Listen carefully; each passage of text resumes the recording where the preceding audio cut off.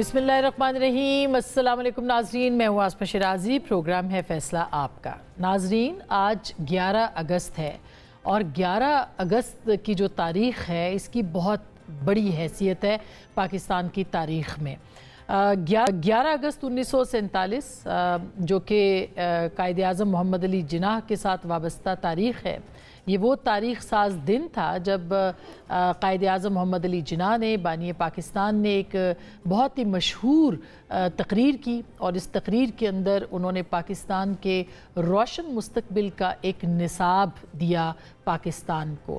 इस तकरीर के अंदर उन्होंने पाकिस्तान में बसने वाली अक़लियतों को पाकिस्तान का शहरी करार दिया, मसावात के मुताबिक उनको इक्वल राइट्स की उनके बारे में बात की, उनके तमाम हुकूक के हवाले से एक भरपूर आवाज़ उठाई। होना तो ये चाहिए था कि कायद आज़म मोहम्मद अली जिन्नाह की ये तकरीर, जिसमें कि वो कहते हैं कि हिंदू हिंदू ना रहें, मुसलमान मुसलमान ना रहें, सब अपने अपने फ़िरक़ों के अंदर आज़ाद, अपने अपने मज़हब के अंदर आज़ाद, इसको पाकिस्तान के निसाब का हिस्सा बनना चाहिए था।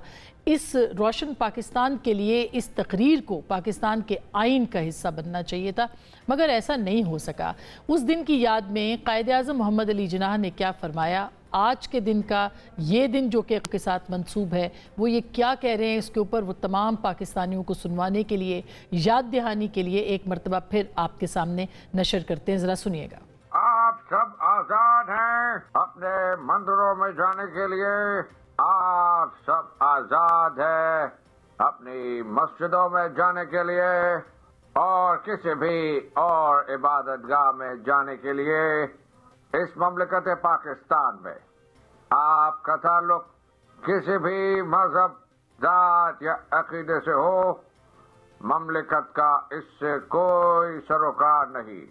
आप देखेंगे कि वक्त गुजरने के साथ साथ हिंदू हिंदू नहीं रहेंगे और मुसलमान मुसलमान नहीं रहेंगे, मजहबी मानों में नहीं, क्योंकि ये हर फर्द का ज़ाती अकीदा है, बल्कि सियासी मानों में वो एक ही रियासत के बराबर के शहरी होंगे।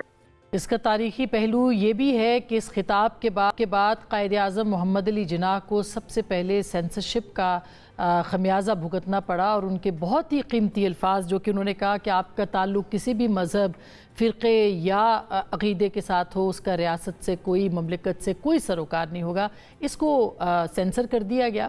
और कायद आज़म मोहम्मद अली जिन्नाह की इस तकरीर को जो है वो अपनी मर्ज़ी से उसके बाद भी पेश किया जाता रहा।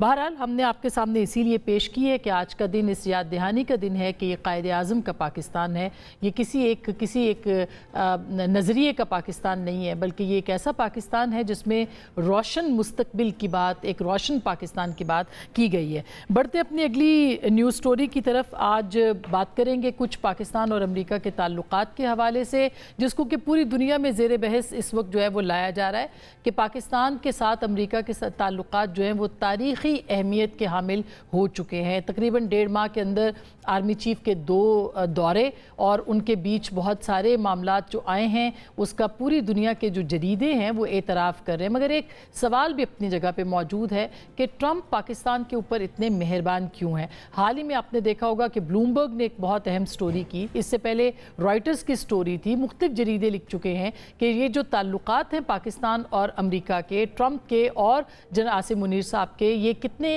अहम हैं और ये क्यों इस कदर अहमियत रखते हैं। जो ब्लूमबर्ग ने स्टोरी लिखी है उसमें वो कहते हैं कि पाकिस्तान इस वक्त अमेरिकी सदर डोनाल्ड ट्रंप का पसंदीदा तरीन मुल्क बन चुका है। ये भी कहा कि भारत को शदीद दबाव का सामना है। ये भी कहा कि पाकिस्तान के पास कुछ ऐसे असासे हैं जिनमें ट्रंप की दिलचस्पी बढ़ गई है। और ये भी कहा कि दुनिया के सबसे ज़्यादा इस्तेमाल होने वाले जो एसेट्स हैं, ख़ास करके सोने और तांबे के, वो पाकिस्तान के अंदर मौजूद हैं और उन्हीं के अंदर ट्रंप की जो है वो इस वक्त बहुत ज़्यादा दिलचस्पी है। इसके ऊपर बात करेंगे कि क्या है ऐसा कि पाकिस्तान को ने ट्रंप को क्या ऐसा दिया है, या यूँ कहिए कि ट्रंप साहब जो हैं वो पाकिस्तान पे इतने मेहरबान क्यों हैं। इसके ऊपर भी कुछ बात करेंगे। साथ ही साथ 9 मई की सज़ाओं का जो सिलसिला है वो बरकरार है और आज भी शाह महमूद कुरैशी साहब को बरीयत उनकी हुई है। दीगर बहुत सारे लोगों को एक और ATC की जो अदालत है वहाँ से उनको सज़ाएँ हुई हैं, जिसमें यास्मीन राशिद साहिबा भी हैं और दीगर अहम रहनुमा भी पाकिस्तान तहरीक इंसाफ के इसके अंदर हैं। ये शाह महमूद कुरैशी साहब की बरीयत कितनी अहम है और इसके साथ साथ अब पाकिस्तान तहरीक इंसाफ की मुश्किलात में क्या और इजाफा होने जा रहा है। इसी तरह से मरी के अंदर एक बैठक हुई है जिसमें पाकिस्तान मुस्लिम लीग नवाज़ के रहनुमा जो हैं और सरबरा नवाज शरीफ साहब वो एक मरतबा फिर मंजर आम पर आए हैं। उन्होंने एक और मीटिंग चेयर की है और कहा जा रहा है कि ज़िमनी इंतखाबात के हवाले से उनकी ये मीटिंग थी जिसका कि बायकॉट पाकिस्तान तहरीक इंसाफ कर रही है। याद रहे कि शाह महमूद कुरैशी साहब ने इससे पहले एक ख़त लिखा था जिसमें कि कहा था सियासतदानों से बात की जाए और इसके बाद अब उन्होंने एक और मुतालबा किया है पाकिस्तान तहरीक इंसाफ से कि इन ज़िमनी इंतखाबात के अंदर हिस्सा लिया जाए, इसका बायकॉट ना किया जाए। उनकी बरीयत, उनके खतूत, उनका ये व्यू पॉइंट ये कितना अहम है आज के इस फैसलों के हवाले से इस पर बात करेंगे। बैरिस्टर गौहर साहब ने इन फैसलों को मुल्क और कौम के ख़िलाफ़ जो है वो नुकसानदेह करार दिया है। हमारे साथ मौज़ूए गुफ्तगू इन सारे मौज़ूओं के पर शुरका होंगे जनाब एहसान साहब जो कि वकील हैं और कानूनदान हैं। बहुत शुक्रिया। नईम हैदर पंजोथा साहब पाकिस्तान तहरीक इंसाफ के रहनुमा भी हैं और वकील भी हैं। बहुत शुक्रिया आपकी तशरीफ़ आवरी का। इख्तियार वली खान साहब भी हमारे साथ होंगे, एडवाइज़र हैं प्राइम मिनिस्टर के। और प्रोग्राम में आगे बढ़ने से पहले हमारे साथ मौजूद होंगे थोड़ी देर में प्रोफेसर हसन अब्बास साहब। उनसे भी हम बात करेंगे कि पाकिस्तान अमेरिका के जो ताल्लुकात हैं ये किस नहज पे हैं और इसका जो मतलब है वो क्या लिया जाए, तो उनसे भी हमारी बात होगी आज इस प्रोग्राम के इस हिस्से में। लेकिन सबसे पहले मैं हाफिज़ साहब आपके पास आना चाहती हूँ। ये बताइएगा कि ये जो मामला चल रहे हैं और ATC के अंदर सज़ाएँ फिर से हुई हैं, कुछ पहले हुई, ये तीसरी है, फैसलाबाद, लाहौर और अब सरगोदा और अब जो है वो ATC लाहौर ने ये फैसला दिया है। तो आप क्या समझते हैं कि वाकई एक पॉलिटिकल विक्टिमाइजेशन हो रही है, कुछ लोग बरी हो रहे हैं, कुछ लोगों को सजाएं दी जा रही हैं? बिस्मिल्लाहिर्रहमानिर्रहीम। आसमा, एक तो बात ये है कि जो आज फ़ैसला आया है ये 5वां ATC कोर्ट का फ़ैसला आया है। सबसे पहले गुजरांवाला का आया, फिर उसके बाद लाहौर, फिर सरगोदा, फिर फैसलाबाद और अब ये ATC लाहौर का फ़ैसला आया है। और इसमें मुख्तलिफ FIRs आई जिसके अंदर बुनियादी तौर पे अगर 9 मई का अगर आप इवेंट्स उसको देखें ठीक तो उसके अंदर जो है अगर आप उसको एज ए क्रिमिनल ऑफेंस के तौर पे देखते हैं या उसको सारी एक्सरसाइज को जो देखते हैं तो उसके अंदर आपको सर्टेन पैटर्न नज़र आएगा। पैटर्न उसका ये है कि पूरे मुल्क के अंदर जो उसका टारगेट था या उसकी हिट लिस्ट थी वो पाकिस्तान की फ़ौज के इदारे या पाकिस्तान के जो सिंबॉलिक इम्पॉर्टेंट बिल्डिंग्स है वो थी, जिसमें आपका GHQ है, आपका कोर कमांडर है, आपका नेवल एयर बेस है, आपका ISI का ऑफिस है, आपका FC का है, पेशावर है और उसके बाद इस तरह मुख्तलिफ जगहों पे 62 के करीब जो आए हैं। और उसके अंदर जो आपको एक और चीज़ नज़र आएगी वो ये आएगी कि मॉब मोबिलाइजेशन है।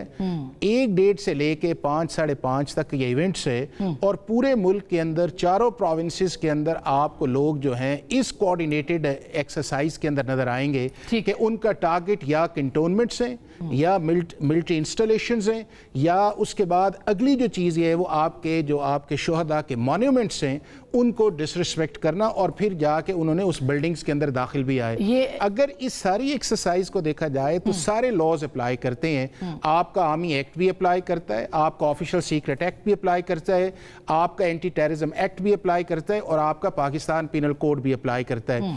अब अगर इस सारी कुछ अगर ये स्पॉन्टेनियस होता, इनोसेंट होता, इंडिविजुअल एक्ट होता तो उसका स्टैंडर्ड जो था वो कुछ और था। इसके पीछे जिस तरह एक आया, मैंने आपसे कहा कि 4-5 घंटे के अंदर पर्टिकुलर लोग पर्टिकुलर प्लेस के अंदर जाके पर्टिकुलर डिस्ट्रक्शन करते हैं।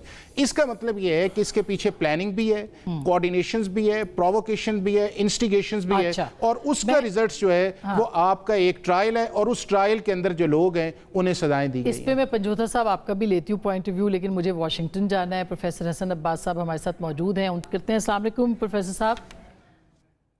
جی وعلیکم السلام، بہت شکریہ. بہت بہت شکریہ سر، آپ نے وقت دیا. ہم سب ایک سوال ایسا ہے جو کہ ہر طرف پوچھا جا رہا ہے کہ پاکستان نے ایسا کیا کیا ہے کہ ٹرمپ صاحب پاکستان کے اوپر اتنے مہربان ہیں. 10 مئی کا فیکٹر اپنی جگہ پہ بالکل موجود ہے، اس میں کوئی شک نہیں، مگر کیا آپ سمجھتے ہیں کہ ٹرمپ صاحب کی جو مہربانیاں ہیں وہ صرف اس وجہ سے ہیں کہ پاکستان نے بھارت کو شکست دی، یا وجوہات کچھ اور ہیں؟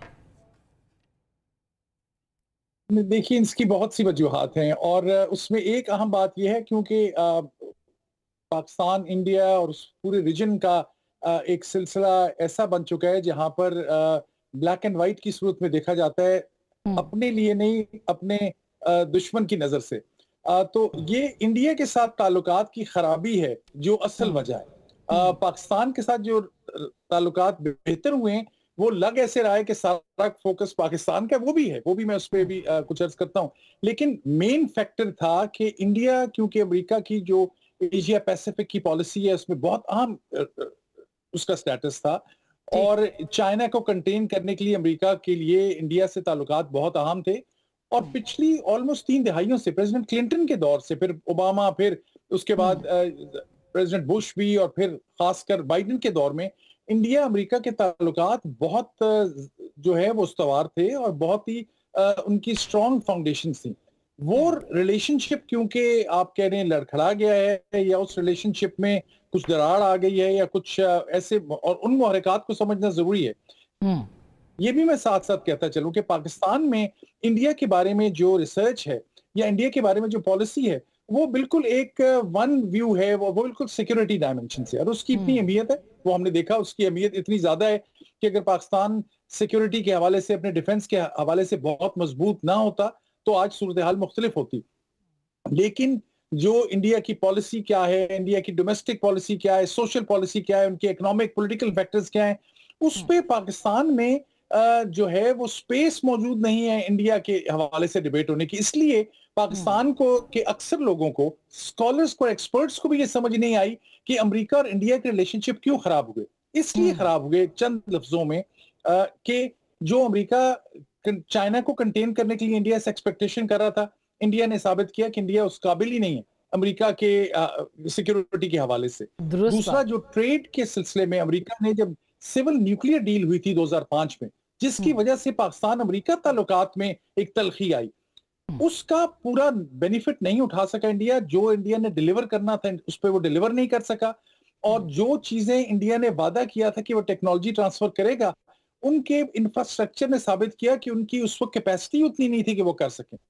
اس کے علاوہ بھی بہت سے وعدے وہی تھے جو انڈیا پورے نہیں کر سکے. اس میں لیسنز بھی ہیں پاکستان کے لیے اور ممالک کے لیے بھی ریلیشن شپ کے بارے میں. تو یہ سب سے پہلی بات ہے، انڈیا کے ساتھ امریکہ کے تعلقات میں جو مشکل آئی ہے، جس کا ٹیرف سب سامنے، رشیا سے وہ S-400 بھی لیتے رہے، رشیا سے وہ تیل بھی لیتے رہے، اور پریزیڈنٹ ٹرمپ اس بارے میں بڑے کلیئر ہے کہ جب جو امریکہ کے ساتھ دوستی چاہتا ہے اور وہ امریکہ کی اکنامک پالیسی میں اس کا اچھا ٹریڈ پارٹنر نہیں بن سکتا، امریکہ اس سے دیر بعد تعلقات استوار رکھنے میں بالکل انٹرسٹڈ نہیں.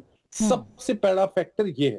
دوسرا فیکٹر یہ ہے کہ جس میں آپ کو مثال دوں گا، بلکہ یاد دہانی کراؤں گا اپنے آپ کے سننے والوں کو، کہ فیلڈ مارشل صاحب عاصم منیر صاحب تشریف لائے تھے آج سے 1 سال پہلے بھی، اس سے کچھ زیادہ عرصہ پہلے بھی، جو پہلی وزٹ ان کی، اس میں پاکستان کے نیوکلیئر لانگ رینج مسلز کے حوالے سے، لانگ رینج میزائل کے حوالے سے، میں کہوں گا نیوکلیئر ذرا مختلف ایشو ہے، اس پہ بہت سیریس بحث ہوئی تھی، اور امریکہ کے اس پہ بڑے سیویئر کنسرنز تھے، اور پاکستان نے اس پہ اپنا ویو بڑا کلیئرلی سیدھا رکھا، جس کی وجہ سے وہ پہلی وزٹ میں جو امریکہ کے پالیسی سٹیک ہولڈرز ہیں وہ کچھ زیادہ خوش نہیں تھے اس میٹنگ سے، جو آج سے 1.5-2 سال پہلے، مجھے وقت ایگزیکٹ یاد نہیں آ رہا، لیکن کم از کم 1.5-2 سال پہلے جب نئے آرمی چیف بنے تھے عاصم منیر صاحب. اب صورتحال اس کی مختلف ہے کہ اب پاکستان نے 2-3 ایشوز کے اوپر، کاؤنٹر ٹیررزم میں، افغانستان کے بارے میں پاکستان کی پالیسی تبدیل ہوئی، کیونکہ پاکستان، طالبان جن کے ساتھ ہمیشہ کے دیرینہ تعلقات پاکستان کے تھے، طالبان آج حکومت میں نہ ہوتے اگر پاکستان ان کا حامی اور مددگار نہ ہوتا. لیکن اب پاکستان نے دیکھا کہ وہ تحریک طالبان پاکستان کو کس طرح افغان طالبان نے پاکستان میں استعمال کیا، میں تو یہی کہوں گا، اور پاکستان کی پالیسی تبدیل ہوئی، وہ بھی امریکہ کی پالیسی کے ساتھ ہم آہنگ ہو گئی.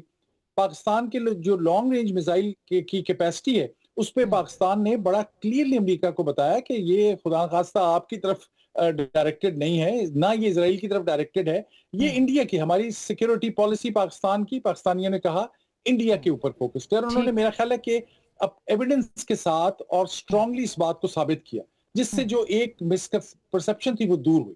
تو میں بات اپنی روکتا ہوں یہاں، یہ انڈیا کے ساتھ تعلقات کے خرابی کی وجہ بنی، پاکستان کی کلیئرٹی آف اوپینین سامنے آئی، اور انڈیا نے ایک آلموسٹ ایک unwritten unsaid veto رکھا ہوا تھا کہ اگر آپ نے، انڈیا کہتا تھا امریکہ کو کہ اگر آپ نے ہم سے تعلقات اچھے رکھنے ہیں تو یہ پاکستان کو آپ کوئی ایکسٹرا سپیس نہیں دیں گے، تو وہ ایک کنڈیشن بھی بیچ میں سے ہٹ گئی جس کی وجہ سے ریلیشن شپ اپنے نارمل نیچرل ڈگر کے اوپر آ گئے۔ ویری امپورٹنٹ سر، اب یہ بھی بتائیے گا کہ اب بلومبرگ کہہ رہا ہے، ظاہر ہے ٹرمپ صاحب بار بار کہہ رہے ہیں کہ ہمارے پاس تیل ہے، ہم انڈیا کو بھی دے سکتے ہیں، پھر وہ یہ کہتے ہیں کہ جی معدنیات، اور ہم نے دیکھا بھی کہ ریسنٹ پاسٹ میں بہت اس کے اوپر دیکھنے میں مل رہا ہے کہ کچھ ڈیولپمنٹس بھی ہوئی ہیں، کچھ اہم وزٹس بھی ہوئے ہیں، تو کیا واقعی پاکستان کے پاس تیل ہے جو پاکستان کو نہیں پتا اور ٹرمپ صاحب کو اس کا پتہ ہے، یا اس کے اندر مطلب سنجیدگی کتنی ہے، اور کیوں امریکہ اس کو بہت زیادہ سیریسلی لے رہا ہے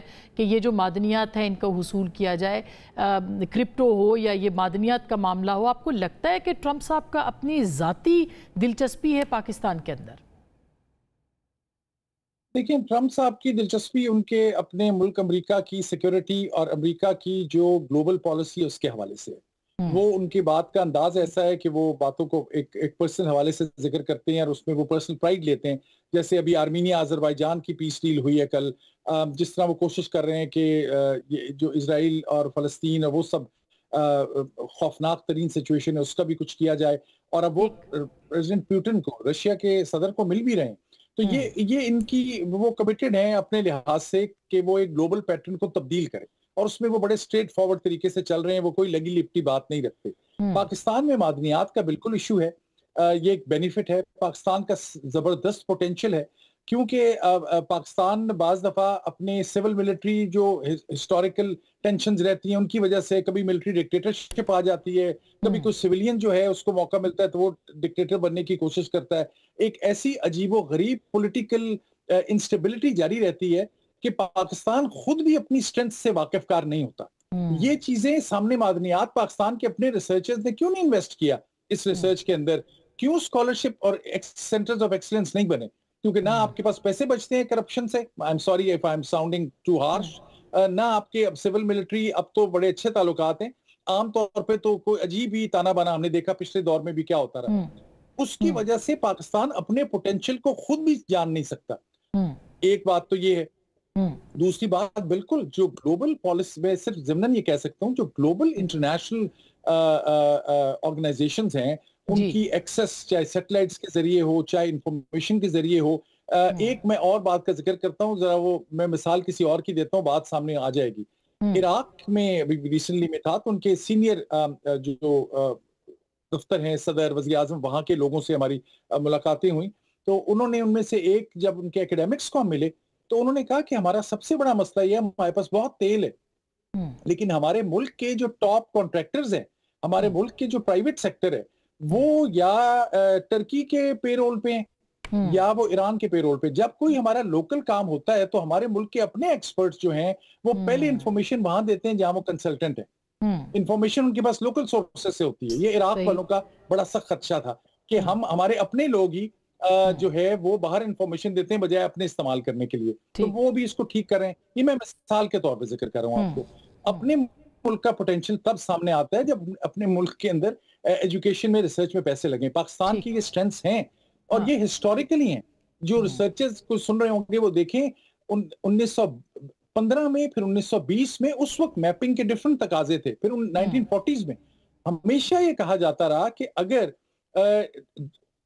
تیل ایران کے پاس ہے، عراق کے پاس ہے، آپ کے سارے ریجنل نیبرز کے پاس ہے، تو یہ ممکن نہیں ہے کہ یہ جو بارڈر زمین کے اوپر ہے، یہ کوئی زمین کے نیچے تو نہیں بارڈر کہ پاکستان میں تیل اور گیس نہیں آ رہا، نہیں آ سکتا۔ ایگزیکٹلی، بالکل پاکستان کے ریسورسز ہیں، شاید انٹرنیشنل آرگنائزیشنز کو زیادہ پتا ہو لیکن پاکستان سے زیادہ۔ بالکل سر،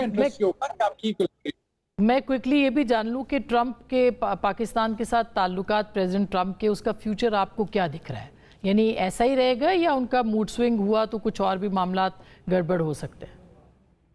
نہیں، مجھے لگتا ہے کہ یہ جب تک صدر ٹرمپ ہیں اس ڈیوریشن میں، تو انہوں نے جو انیشیٹو لیا، چاہے وہ رشیا کے ساتھ تھا، چاہے کسی اور بارے میں تھا، اس کو سسٹینیبل طریقے سے چلایا. اور ابھی تو ان کی ایڈمنسٹریشن کا آغاز ہے، ابھی تو سمجھیے 8 مہینے ہوئے ہیں. اس میں یہ پالیسی بن رہی ہے، ابھی یہ پالیسی انٹرنلائز ہوگی، یہ اسٹیٹ ڈپارٹمنٹ ڈیفنس میں تمام جگہوں پہ جائے گی. کچھ تبدیلی میں وقت لگے گا اس پالیسی کی امپلیمنٹیشن اور ایگزیکیوشن میں. لیکن پاکستان کے جو اسٹریٹجک تھنکرز ہیں، جو گرینڈ اسٹریٹجی بناتے ہیں، ان کو یہ سوچنا ہوگا کہ بعض دفعہ ہوا کا رخ بڑی جلدی سے تبدیل بھی ہو جاتا ہے. خدا نہ خواستہ جیسے کووڈ ہو گیا تھا، سب پالیسی دنیا کی دھری کی دھری رہ گئی. اس طرح کوئی اور سانحہ ہو جائے، کوئی اور بڑا واقعہ ہو جائے، تو پالیسی بنانی چاہیے جو پاکستان کی ڈیفرنٹ لیئرز پہ بنے، جس میں ڈیفنس والے سیکیورٹی کی پالیسی بنائیں، جس میں پولیٹیشین جو ہیں وہ اکنامک پالیسی بنائیں، جس میں آپ کے اکنامکس والوں سے بات کریں، ٹریڈ والوں سے بات کریں. اگر یہ صرف ایک جہتی رہی اور صرف کچھ پرسنالٹیز کے بیچ میں، جو بڑی اچھی بات ہے، اس پرسنالٹی ڈائمنشن میں جو جنرل منیر صاحب کا اور پریزیڈنٹ ٹرمپ کی ملاقات ہوئی ایران کے بارے میں، اس میں بہت اہم انیشیٹو لیا گیا، یہ میں آپ کو یقین سے کہہ سکتا ہوں. اس کے بیس پر ریلیشن شپ بنا. اب وہ زیادہ ایکسپینڈ اور سسٹینیبل تب ہوگا جب وزیر اعظم کی سطح پہ بھی، وہ اچھی بات ہے، جو سیکریٹری آف اسٹیٹ روبیو، ان کی بات ہوتی رہتی ہے، وزیر اعظم سے بھی، وزیر خارجہ سے بھی، پاکستان کے فائنانس منسٹر بھی موجود تھے. اس کو ایک سطح اور ایکسپینڈ ہوگا جب بیوروکریسیز دونوں ملنا شروع ہوں گی، جب کچھ اور باتوں کے اوپر باتیں آگے چلیں گی. اس میں پھر بھی سال 1.5-2 سال لگ سکتے ہیں تاکہ سسٹینیبل پالیسی بنے. صرف ایک بات ذہن میں رکھنی ضروری ہے، اگر انڈیا امریکہ کی 30 سال کی جو ریلیشن شپ بلڈنگ تھی وہ اچانک لرز گئی، تو اس سے یہ ثابت ہوتا ہے کہ 30 سال کا ریلیشن شپ اتنا مشکل میں پڑ سکتا ہے، تو 3 مہینے کا ریلیشن شپ تو 1 منٹ لگ سکتا ہے. لہٰذا پالیسیز ویسی بنائی جائیں جو پبلک کی نون ہو. ظاہر ہے کہ بعض باتیں کانفیڈینشیل ہوتی ہیں، وہ بالکل اس کو پولیٹیکلی بھی اس کو انوالو کیا جائے. بالکل سر، بہت بہت شکریہ پروفیسر صاحب، آپ نے ہمیں وقت دیا. چھوٹی سی میں بریک لینا چاہ رہی ہوں. بریک کے بعد نعیم حیدر پنجوتھا اور اختیار ولی صاحب سے بھی بات کریں گے اپنے سیاسی موضوعات کے اوپر. بریک کے بعد ہمارے ساتھ رہیے گا.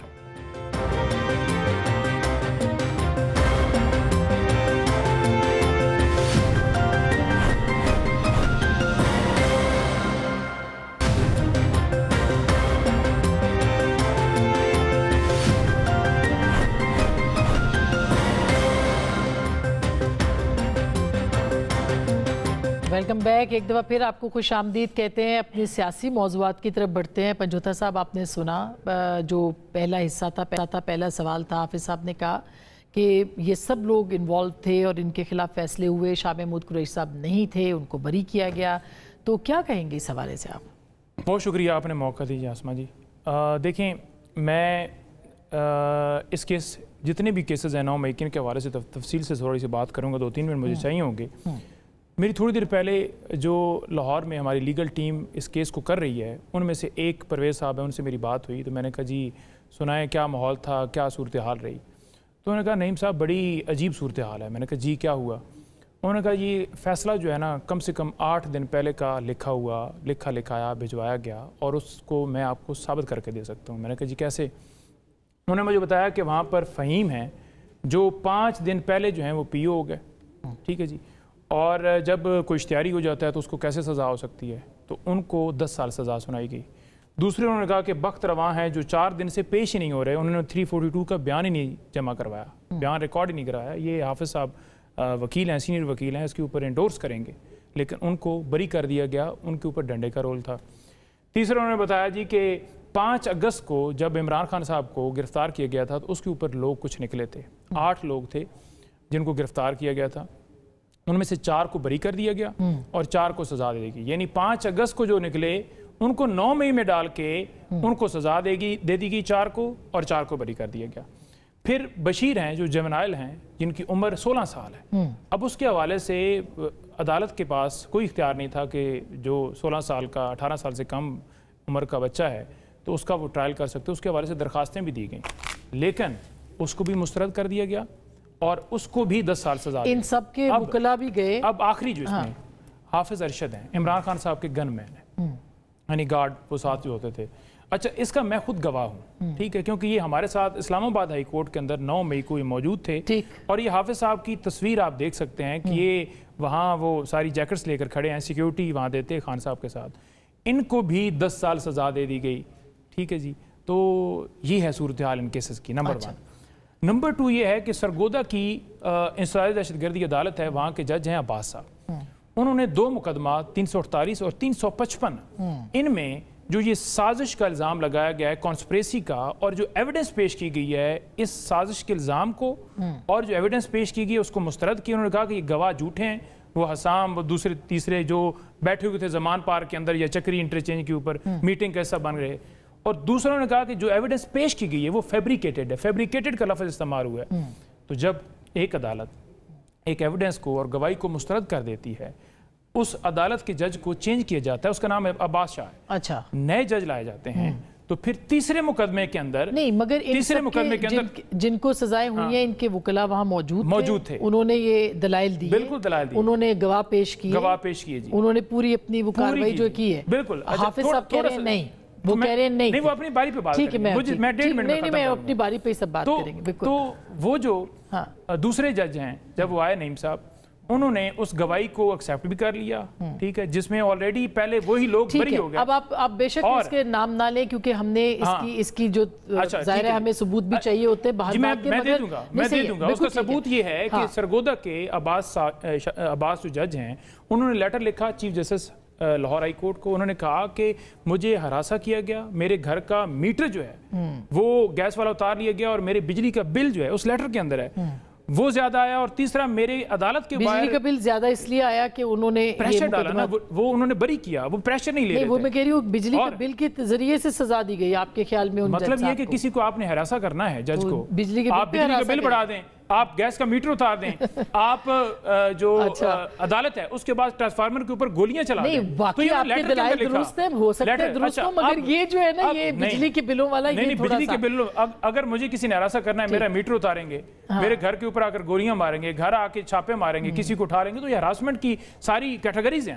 اب آرٹیکل جو 13 ہے وہ یہ کہتا ہے کہ no person shall be prosecuted or punished for the same offense more than once. اچھا. تو جب ایک دفعہ آپ نے فار ایگزامپل نئے جج ہیں نعیم صاحب کے ذریعے سزا دے دی، پھر سرگودا کیسے، فیصل آباد کیسے ہوگی، پھر لاہور کیسے ہوگی؟ اسی سازش کو، اسی ایویڈنس کو 3 جگہوں پر آپ کیسے سزا دے سکتے ہیں؟ یہ ایک ویلڈ پوائنٹ ہے. اختیار ولی خان صاحب یہ اس پہ بھی ذرا بتائیے گا. پھر میں حافظ صاحب سے پوچھتی ہوں کہ یہ مطلب وہی کیسز ہیں جس میں کہ شاہ محمود صاحب بری ہوئے ہیں، فواد چوہدری صاحب بری ہوئے ہیں اور باقی لوگوں کو سزا ہوئی ہے، تو پھر اس کو لوگ پولیٹیسائز کرنے کے لیے حوالے سے ہی ریفرنس دے رہے ہیں کہ شاید یہ سیاسی انتقام ہے. بسم اللہ الرحمن الرحیم. بہت شکریہ اسما شیرائی صاحبہ. دیکھیں 9 مئی جو ایک واردات ہے، اس ایک واردات میں اور ایک تاریخ میں بہت بڑی وارداتیں ہیں، بہت بڑی تعداد میں کئی وارداتیں ہیں. مطلب اس میں موقع زیادہ ہیں. کتنی جگہوں پہ یہ واردات ڈالی گئی، پنڈی کیا، پشاور کیا، کوئٹہ کیا، لاہور کیا، پنجاب کیا، سرگودا کیا، چکدرہ کیا، ایوری ویئر پورے ملک میں. اب ڈیفینیٹلی کہیں پہ پروسیکیوشن کوئی مضبوط کیس بناتی ہے، کہیں پہ کبھی کبھی بہت کبھی کبھار کوئی مضبوط کیس بناتی ہے. حالانکہ پروسیکیوشن کے کیس سرکاری جتنے مقدمے ہوتے ہیں وہ بڑے ویک ہوتے ہیں. کوئی کاسٹ آئرن کیس بنانے میں مجھے بڑے کم ہی کوئی مثالیں ملتی ہیں. اچھا، اب اس میں کچھ لوگوں نے بری بھی ہو جانا تھا، کچھ لوگوں کو سزائی بھی ہو جانی تھی. یہ بھی ایک آبویس بات ہے. کسی نے اہل بائی کا سہارا لیا، کوئی منی بیک گارنٹی دیکھ رہا تھا، کسی نے کہا کہ میری بہن کی شادی تھی میں وہاں موجود تھا، کوئی کیا کہتا ہے، ٹھیک ہے، آپ نے کنفرنٹ کیا، آپ نے اس کو پرسو کیا، آپ جیت گئے. میں اس وقت آپ سے درخواست کروں گا، اور حافظ احسان صاحب اور نعیم صاحب دونوں جو ہیں یہ لائر ہیں، قانون دان ہیں، آپ ان ساری چیزوں کو ایک سائڈ پہ رکھیں. ایک ہوتی ہے لیگل اتھارٹی. لیگل اتھارٹی پہ آپ نے دونوں قانون دانوں سے ان کا آپ نے ٹیک لے لیا کہ ان کا ورژن کیا ہے. ایک ہوتی ہے مورل اتھارٹی، ایک ہوتا ہے اخلاق کا تقاضا. मैं ये कहता हूं कि 9 मई पाकिस्तान में हुआ था, इसको कोई बंदा, पाकिस्तान का कोई बंदा इसको डिनाई नहीं कर सकता। पाकिस्तान तहरीक इंसाफ में कोई कह दे कि 9 मई इन्होंने नहीं किया तो फिर किन्होंने किया? वहां से किसी दूसरी जमात का कारकुन अरेस्ट क्यों नहीं हुआ? उस मौके पर कोई पीपल्स पार्टी वाला क्यों नहीं था? वहां पर नून लीग का कोई क्यों नहीं था? वहां पर JUI का नहीं था, MQM का नहीं था, ANP का नहीं था। मैं फिर कहता हूं बड़े वाज़े अल्फाज में कि अगर लीगल अथॉरिटी में प्रोसिक्यूशन की कमजोर केसेस कहीं पे हो जिससे कुछ लोग बरी हो गए, जिस पे मैं शाह महमूद कुरैशी साहब, ये दूसरे जो दोस्त हैं फवाद चौधरी साहब हुए, कुछ और लोग भी हुए, आम लोग भी आज कुछ और लोग भी हुए, उन सब की बरियत पर मैं पाकिस्तान तहरीक इंसाफ को मुबारकबाद देता हूँ, इनको मुबारक हो। और जिन लोगों को सजा हुई है उस पर मैं पाकिस्तानी कौम को मुबारकबाद देता हूँ, क्योंकि ये हमला जो था ये गुज़श्ता 75 सालों से हमारा दुश्मन सोच रहा था। रोज सोचता है, सोता है, उठता है, खाता है, पीटता है, आगे जाता है, पीछे जाता है, वो सोचता ही रह गया, वो ऐसे हमले नहीं कर सका। ठीक, मुल्क के अंदर एक सियासी जमात का लिबादा ओढ़कर एक सियासी जमात ने किया, और उसकी सेकंड ईयर की लीडरशिप सारी मौजूद थी, उनके कारकुन मौजूद थे। मैं जाती तौर पर इसमें बहुत सारे लोगों को वीडियोस में पर्सनली जानता हूं। मैं इसको कंक्लूड करता हूं बड़े सादा और सलीस उर्दू में कि अगर कल को ये जमानत भी इनको मिल जाती है, परसों ये बरी भी हो जाते हैं, मैं बहैसियत पाकिस्तानी इस बात पे 100% नहीं 1000% मैं कायल हूं कि 9 मई हुआ था, और उसके पीछे, उसके आगे, उसके दाएं, उसके बाएं there was no one but PTI। PTI ने किया। ये तो आपका मौक़िफ़ है, PTI इसको फॉल्स फ्लैग भी करार देती है। अच्छा, बिल्कुल, अगर फॉल्स फ्लैग ये करार देते तो ये कह दें कि इसमें हम नहीं थे तो फिर कौन था? अगर ये लोग इन्वॉल्व नहीं है तो उसके खिलाफ सबूत ये लाएं, ये फिर प्रूफ करें, इल्जाम नहीं लगाएं। कुछ लोगों ने किया है, कुछ लोगों ने किया है। अच्छा, बिल्कुल इख्तियार साहब, मैं एक छोटी सी ब्रेक लेना चाहती हूँ अगेन, फिर हाफिज साहब के पास आऊंगी, क्योंकि साहब जो बात कर रहे हैं उसके अंदर प्रोसिक्यूशन का कितना अमल दखल था। कहा जाता है वीडियोस दिखाई गई, फुटेजेस आए, लेकिन पाकिस्तान तहरीक इंसाफ का मुस्तकबिल अब क्या होगा, ये एक बहुत बड़ा सवाल है। और कह रहे हैं बैरिस्टर साहब के ये नुकसानदेह है मुल्क के लिए। कैसे? ब्रेक के बाद बात करेंगे।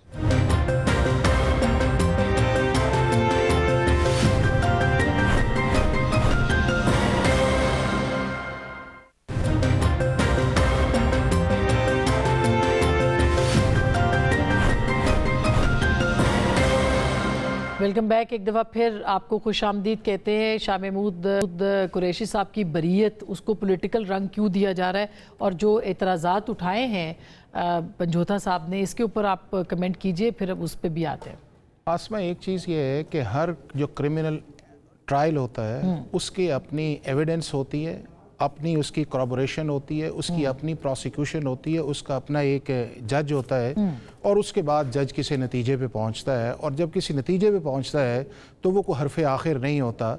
उसके फैसले को आप फिर हाई कोर्ट के अंदर 2 जज बैठते हैं, और फिर सुप्रीम कोर्ट के अंदर 3 या 5 जजेस बैठते हैं। और ये क्रिमिनल जैसे पेशावर की हाई कोर्ट से स्टे मिला है बहुत सारे मुकदमात। जी नहीं, आप देखें ना कि अभी एक पैटर्न आप देख लेना कि पूरे मुल्क के अंदर जितने भी ATC कोर्ट्स के अंदर केसेस आए हैं, उसमें किसी जगह आपको कन्विक्शन नज़र आएगी, किसी जगह आपको एक्विटल नज़र आएगी, किसी जगह आपको जो है वो 2 साल नज़र आएगी, किसी जगह 5 साल है, किसी जगह 10 साल है।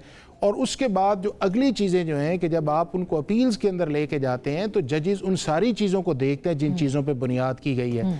अब उसके अंदर ये है कि जिन चीज़ों पर नईम ने इशारा भी किया है कि इस ट्रायल के अंदर 2 तरह की चीज़ें, एक ये है कि मेरी डायरेक्ट फिजिकल पार्टिसिपेशन है और मेरे खिलाफ जो है वो CCTV फुटेज हो सकती है, फोरेंसिक एविडेंस हो सकती है, बुनियाद के ऊपर उसकी बुनियाद है। दूसरा उस चीज़ के अंदर ये है कि ये इंडिविजुअल एक्ट है नहीं है, ये एक्ट ऐसा है कि जिसके पीछे मैंने आपसे कहा कि एक डेट से लेके आपने 5 साढ़े 5 के अंदर पूरे मुल्क के अंदर जो है آپ کا جو ٹارگٹ ایریا تھا، ٹارگٹ کیا گیا، ٹارگٹ ایریا تھا، نہیں یہ اس کے اوپر اب دیکھیں نا شاہ محمود قریشی صاحب کی بریت ہوئی ہے، وہ پاکستان کے ملٹری انسٹالیشنز تھیں، پاکستان کے ملٹری آفیسز تھے، انٹیلیجنس ایجنسیز تھیں، اور اس کے اندر ایک ہی پولیٹیکل پارٹی کے لوگ ہیں اور ایک ہی پولیٹیکل پارٹی کے سمپیتھائزرز بھی ہیں وہ سارے. جو کرمنل کیس، اچھا میرے پاس ٹائم چونکہ کم ہے، آپ نے اس کے اندر پروسیکیوشن نے ثابت کرنا ہے کہ واقعی کیس جینون ہے یا نہیں جینون.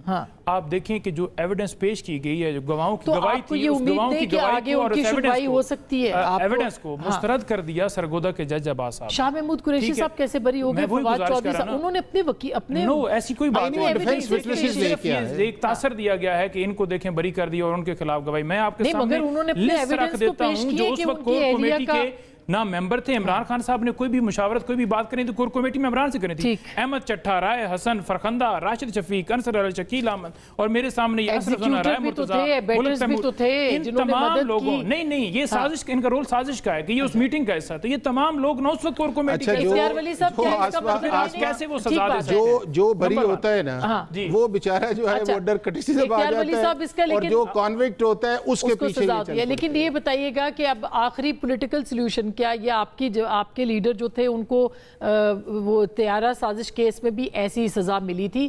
آپ کو مستقبل اب کیا نظر آتا ہے ان سارے کیسز کا؟ نہیں آسما، اس کے ساتھ تو بالکل بھی نہ ملائیں. دیکھیں وہ تو ٹوٹلی، وہ تو کیس جس دن بنا تھا اس دن سب کو پتہ لگ گیا تھا کہ ہوا میں اڑتا ہوا طیارہ جو ہے وہ زمین پہ بیٹھا ہوا پرائم منسٹر اس کو کس طرح اغوا کر سکتا ہے. وہ تو پتہ چل رہا تھا کہ وہ پولیٹیکل وکٹمائزیشن تھی.